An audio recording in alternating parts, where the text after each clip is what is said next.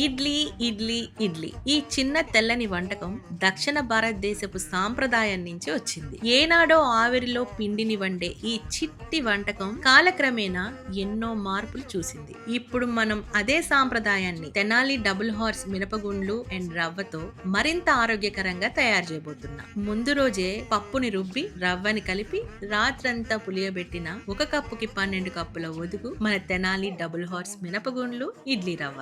ఈ బ్యాటర్ ని కొబ్బరి షెల్ లో ఆవిరి మీద 15 నుంచి 20 నిమిషాలు ఉడికిస్తే ప్రతి షెల్ ఆరోగ్యకరమైన రుచితో నిండిన ఇడ్లీని అందిస్తుంది. ఒక షెల్ లో తెనాలి డబుల్ హార్స్ కందిపప్పు సాంబార్ పొడితో తయారు చేసిన సాంబారు, మరొక షెల్ లో టీడీహెచ్ పుట్నాలతో గ్రీన్ చట్నీ, ముచ్చటగా మూడో షెల్ లో టీడీహెచ్ ఇడ్లీ కారం. ఇలా ఒక పట్టు పట్టేస్తే ఇంకేముంది చెప్పండి.